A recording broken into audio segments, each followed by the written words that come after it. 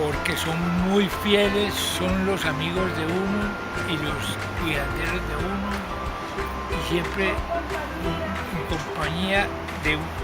Siempre andan en compañía con sus amos.